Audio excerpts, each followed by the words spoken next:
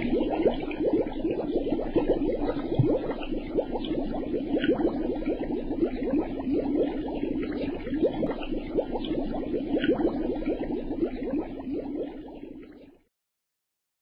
الله الرحمن الرحیم الحمد للہ والصلاة والسلام علی رسول اللہ وعلی آلہ واصحابہ اجمعین اما بعد۔ ناظرین کرام، السلام علیکم ورحمۃ اللہ وبرکاتہ۔ مسلمان کے شب و روز کے عنوان سے اس پروگرام کے ہمراہ ہم آپ کی خدمت میں حاضر ہیں۔ آج کی اس ملاقات میں ہمارا موضوع گفتگو ہے شرم و حیا مومن کی خاص پہچان۔ رسول اللہ صلی اللہ علیہ وسلم نے ارشاد فرمایا کہ ان لکل دین خلقا وخلق الاسلام الحیاء۔ یقیناً ہر دین کا ایک خاص مزاج ہوا کرتا ہے، جبکہ دین اسلام کا جو خاص مزاج ہے وہ حیا ہے، یعنی شرم و حیا۔ یعنی رسول اللہ صلی اللہ علیہ وسلم اپنے اس ارشاد مبارک کے ذریعے ہمیں اس حقیقت کی جانب متوجہ فرمانا چاہتے ہیں کہ دنیا میں جتنے بھی ادیان و مذاہب کے پیروکار ہیں، کہ بہت سے مذاہب ہیں دنیا میں، اور یہ کہ ہر مذہب کے پیروکار ہیں، ماننے والے ہیں، متبعین ہیں، تو صورتحال اس بارے میں یہ ہے کہ ہر مذہب کے جو پیروکار ہیں ان کی کوئی خاص شناخت ہوا کرتی ہے کہ دیکھنے والے کو نظر پڑتے ہی یہ اندازہ ہو جاتا ہے کہ یہ شخص فلاں مذہب کا پیروکار ہے، فلاں مذہب کا ماننے والا ہے، فلاں مذہب سے اس کا تعلق ہے کہ ہر مذہب کے ماننے والوں میں کوئی ایک ایسی خاص بات ہوا کرتی ہے ضرور کہ جو اس کی پہچان بن جایا کرتی ہے۔ تو اس حوالے سے اگر دین اسلام کے بارے میں اور یہ کہ مسلمان کے بارے میں، مومن کے بارے میں گفتگو کی جائے تو دین اسلام کی وہ جو خاص پہچان ہے اور دین اسلام میں وہ جو سب سے اہم ترین اخلاق ہے اور وہ جو اہم ترین مزاج ہے اور خصوصیت ہے، دین اسلام کی خصوصیت اور مزاج وہ ہے شرم و حیا۔ یعنی شرم و حیا تو مومن کی پہچان ہے کہ یہ چیز مومن کے مزاج میں شامل ہے، یہ چیز مومن کے لیے اس کے دین و ایمان کا حصہ ہے کہ مومن ہمیشہ باحیا ہوگا، مومن کبھی ہرگز کسی صورت بے حیا نہیں ہو سکتا۔ اور یہ کہ اسلامی معاشرے میں حقیقت یہ ہے کہ شرم و حیا مرد کی زینت ہے اور عورت کا زیور ہے۔ دین اسلام کی تعلیم یہی ہے کہ مومن کو چاہیے کہ وہ بہرحال حیادار ہو اور باوقار ہو، اور یہ کہ مسلمان کو چاہیے کہ وہ ہمیشہ لغو اور فضول اور بیہودہ قسم کی باتوں سے ہمیشہ اجتناب ہی کیا کرے اور بیہودہ قسم کے کاموں سے پرہیز ہی کرتا رہے۔ قرآن کریم میں فرمایا کہ ہم عن اللغو معرضون، وہ لغو سے ہمیشہ روگردانی کیا کرتے ہیں۔ یعنی قرآن کریم میں اللہ عز و جل کی جانب سے ان آیات میں اہل ایمان کی متعدد صفات بیان کی گئی ہیں، تو انہی صفات کے ضمن میں ایک صفت اہل ایمان کی ایک نشانی اور ایک علامت اور ایک خوبی خود اللہ کی طرف سے یہ بھی بیان کی گئی کہ وہ لغو یعنی بیہودہ کاموں سے اعراض کیا کرتے ہیں، منہ موڑ لیا کرتے ہیں۔ لہذا مومن کی شان یہ ہے اور مومن کی پہچان یہ ہے کہ وہ بیہودہ اور فضول قسم کی باتوں سے اور لغو اور بیہودہ قسم کے کاموں سے اجتناب بھی کیا کرے، کیونکہ یہ چیز یعنی بیہودہ کاموں میں الجھے رہنا، اپنے اوقات کو برباد کرنا، یہ چیز شرم و حیا کے تقاضوں کے خلاف ہے۔ اور حقیقت یہ ہے کہ شرم و حیا یہ تو انسانیت، شرافت اور یہ کہ عزت و عفت اور پاک بازی و پاک دامنی کی بنیاد ہے، اور یہ کہ شرم و حیا ہر خیر و خوبی کا سرچشمہ ہے، جبکہ اس کے برعکس بے حیائی ہر برائی کی اصل ہے اور ہر برائی کی جڑ ہے۔ شرم و حیا کی اہمیت کو ہمیں یوں بھی سمجھنا چاہیے کہ یہ چیز یعنی حیا یہ تو خالق ارض و سماء اللہ عز و جل کی صفات میں سے ہے، جیسا کہ رسول اللہ صلی اللہ علیہ وسلم نے ایک موقع پر یوں ارشاد فرمایا کہ ان اللہ تعالی حیی کریم یستحی اذا رفع الرجل الیہ یدیہ ان یردہما صفرا خائبین۔ یقیناً اللہ تعالیٰ تو بہت ہی باحیا ہے اور انتہائی مہربان ہے۔ انسان جب اللہ کے سامنے اپنے دونوں ہاتھ دعا کے لیے بلند کرتا ہے تو اللہ کو حیا محسوس ہوتی ہے، شرم آتی ہے اللہ کو اس بات سے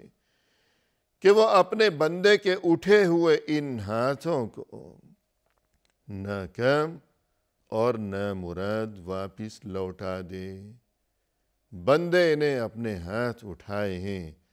اللہ کے سامنے دعا کے لیے، مناجات کے لیے، فریاد کے لیے، بندے نے اپنے خالق و مالک کے سامنے اپنے ہاتھ جب بلند کیے ہیں، اب اپنے بندے کے ان ہاتھوں کو خالی اور ناکام و نامراد لوٹاتے ہوئے اللہ کو حیا محسوس ہوتی ہے، تو یہ شرم و حیا تو خود اللہ عز و جل کی صفت ہے، تو اس سے یقیناً اس چیز کی یعنی شرم و حیا کی اہمیت کو خوب سمجھ لینا چاہیے۔ اسی طرح یہ چیز یعنی شرم و حیا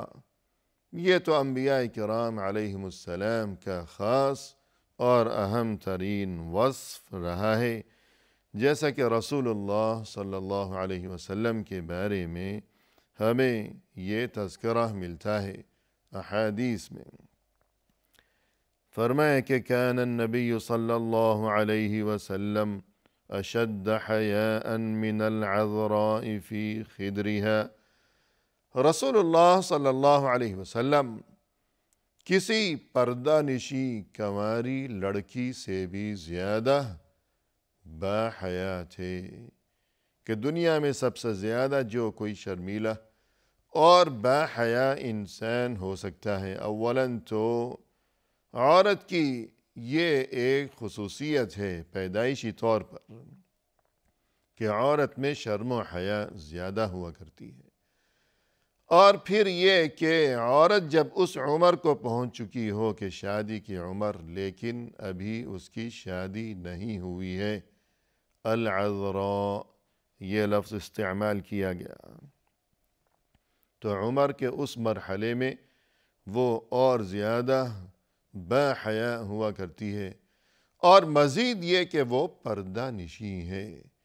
کہ کسی معزز اور شریف خاندان سے تعلق رکھتی ہے، تو اس کی شرم و حیا کا جو معاملہ ہوگا اور جو صورتحال ہوگی تو اس سے بھی بڑھ کر باحیا تھے، شرمیلے تھے رسول اللہ صلی اللہ علیہ وسلم۔ اسی طرح ناظرین کرام ایک موقع پر رسول اللہ صلی اللہ علیہ وسلم نے یہ ارشاد فرمایا کہ ما من شیء اثقل فی میزان المؤمن یوم القیامة من خلق حسن وَإِنَّ اللَّهَ لَيُبْغِضُ الْفَاحِشَ الْبَذِيءَ۔ قیامت کے دن مومن کے میزان میں یعنی ترازو میں خوش اخلاقی سے بڑھ کر اور کوئی چیز زیادہ وزنی نہیں ہوگی۔ یعنی قیامت کے دن جب تمام انسانوں کے اعمال کا وزن کیا جائے گا، تولا جائے گا، تو ایسے میں ظاہر ہے کہ انسان کو بہت زیادہ ضرورت ہوگی اس بات کی کہ کاش میرے نامہ اعمال میں کوئی ایسا عمل نکل آئے کہ جو بہت وزنی ہو، کہ جس کی وجہ سے میرا نیکیوں کا جو پلڑا ہے اس ترازو کا، اس میں زیادہ وزن ہو جائے، وہ بھاری ہو جائے، وہ وزنی ہو جائے۔ تو اس موقع پر کون سا عمل سب سے زیادہ وزنی ہوگا؟ تو فرمایا رسول اللہ صلی اللہ علیہ وسلم نے کہ خوش اخلاقی سے بڑھ کر اور کوئی چیز ایسی نہیں ہوگی کہ جو اس قدر وزنی ہو، کہ جس قدر وزن ہوگا اس دن خوش اخلاقی کا۔ اور یہ کہ وَإِنَّ اللَّهَ لَيُبْغِضُ الْفَاحِشَ الْبَذِيءَ، یقیناً اللہ تو ناپسند کرتا ہے، اللہ نفرت کرتا ہے ہر اس انسان سے کہ جو فحش قسم کی حرکتیں کیا کرتا ہو اور جو بیہودہ قسم کی گفتگو کیا کرتا ہو۔ الفاحش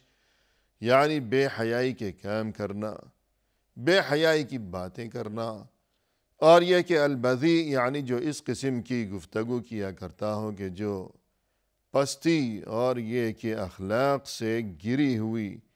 اس قسم کی گفتگو جو اخلاق کے تقاضوں کے خلاف ہو، جو شرم و حیا کے منافی ہو، تو وہ انسان جو اللہ کے نزدیک انتہائی ناپسندیدہ ہے، وہ انسان کہ جس سے اللہ کو نفرت ہے، تو یہ وہ انسان ہے جو بے حیائی کے کام کرتا ہو، بے حیائی کی باتیں کرتا ہو، کہ یہ چیز اخلاق کے خلاف ہے۔ جبکہ اخلاق کا تقاضا یہ ہے کہ انسان بے حیائی کی باتیں نہ کرے، بے حیائی کے کام نہ کرے۔ تو جب بے حیائی کی نہ بات ہو، بے حیائی کا نہ کام ہو، تو اس کا مقصد یہ ہوا کہ پھر حیا ہو۔ بے حیائی نہیں ہے کہ اللہ کو ناپسند ہے، تو مطلب یہ ہوا کہ پھر حیا ہونی چاہیے تاکہ ہم اللہ کے نزدیک پسندیدہ انسان بن سکیں، اور تاکہ ہمیں وہ اخلاق نصیب ہو سکے جو کہ خوش اخلاقی میں شامل ہے۔ اس لیے کہ قیامت کے دن خوش اخلاقی سے بڑھ کر اور کوئی ایسا عمل نہیں ہوگا کہ جو اس قدر وزنی ہو، کہ جس قدر وزنی خوش اخلاقی ہے۔ اسی طرح رسول اللہ صلی اللہ علیہ وسلم کی طرف سے شرم و حیا کو ایمان کا ایک جز، ایمان کا ایک حصہ اور ایک شعبہ قرار دیا گیا ہے۔ یعنی ظاہر ہے کہ کسی بھی انسان کے لیے دنیا کی اس عارضی و فانی اور اس چند روزہ زندگی میں ایمان ہی تو سب سے قیمتی ترین متاع ہے، قیمتی ترین پونجی انسان کو جو نصیب ہے، اس چیز کا نام ہے ایمان، ایمان کی دولت۔ اور یہ شرم و حیا ایمان ہی کا ایک شعبہ ہے، ایک حصہ ہے۔ فرمایا رسول اللہ صلی اللہ علیہ وسلم نے الایمان بضع و سبعون شعبہ والحیاء شعبۃ من الایمان، ایمان کے 70 سے زیادہ حصے ہیں، اور یہ کہ شرم و حیا تو ایمان کا ایک مستقل حصہ ہے۔ یعنی ایمان کے بہت سے حصے ہیں کہ جن میں سے شرم و حیا ایک مستقل حصہ ہے، ایمان کا شعبہ ہے، ایک لازمی جز ہے کہ جہاں ایمان ہوگا تو وہاں شرم و حیا بھی ہوگی، اور اگر شرم و حیا نہیں ہے، کوئی انسان حیا سے محروم ہے، بے حیا قسم کا انسان ہے، تو پھر اس کا لازمی مطلب یہی ہوگا کہ یہ ایمان کی نعمت سے بھی محروم ہیں۔ اسی طرح فرمایا رسول اللہ صلی اللہ علیہ وسلم نے ما كان الحیاء فی شیء الا زانہ، جس معاملے میں بھی شرم و حیا ہوگی تو وہ معاملہ خوبصورت ہو جائے گا۔ کوئی بھی کام ہو، کوئی بھی بات ہو، کوئی بھی معاملہ ہو، آدمی کوئی کام کر رہا ہے یا دو اشخاص کے مابین کوئی معاملہ چل رہا ہے، آدمی کوئی گفتگو کر رہا ہے، کوئی بات چیت جاری ہے، جہاں شرم و حیا ہوگی، انسان کی گفتگو میں، انسان کے کاموں میں، انسان کی سیرت و کردار میں، انسان کے رویہ و سلوک میں، جس چیز میں بھی شرم و حیا ہوگی تو وہ چیز خوبصورت ہو جائے گی، جبکہ اس کے برعکس جس کام میں شرم و حیا نہیں ہوگی تو وہ کام عیب دار ہو جائے گا، وہ بدنما ہو جائے گا۔ اور فرمایا رسول اللہ صلی اللہ علیہ وسلم نے الحیاء لا یأتی الا بخیر، حیا تو انسان کے ذریعے خیر و خوبی ہی کا باعث ہوا کرتی ہے کہ جہاں حیا ہوگی تو یہ چیز انسان کے لیے ہر خیر کا ہی سبب بنے گی۔ اور فرمایا رسول اللہ صلی اللہ علیہ وسلم نے الحیاء والایمان قرنا جميعا فإذا رفع أحدهما رفع الآخر، حیا کو اور ایمان کو ایک ساتھ ملا دیا گیا ہے ہمیشہ کے لیے، تو جب ان میں سے ایک چیز جاتی رہی تو دوسری چیز بھی ضرور چلی ہی جائے گی، کہ اللہ کی طرف سے ایمان اور حیا کو یکجا کر دیا گیا ہے ہمیشہ کے لیے۔ جہاں ایمان ہوگا تو حیا بھی ہوگی، حیا ہوگی تو ایمان بھی ہوگا، اور اگر ایمان نہیں ہے تو حیا بھی نہیں ہوگی، اور حیا نہیں ہے تو ایمان بھی نہیں ہوگا۔ اور فرمایا رسول اللہ صلی اللہ علیہ وسلم نے ان مما ادرک الناس من کلام النبوة اذا لم تستحی فافعل ما شئت، جو گزشتہ انبیاء کرام علیہم السلام گزر چکے ہیں ہم سے پہلے، ان سے مسلسل ایک بات جو کہ چلی آ رہی ہے، وہ قیمتی بات، وہ یہ ہے کہ اذا لم تستحی فافعل ما شئت، جب تمہیں شرم ہی نہ ہو تو پھر جو مرضی کرتے رہو، کہ بے حیا باش و ہر چه خواهی کن، کہ جب شرم ہی رخصت ہو گئی، شرم ہی باقی نہیں رہی ہے تو اب جو جی میں آئے کرتے پھرو۔ یعنی برائی سے انسان کو جو چیز بچاتی ہے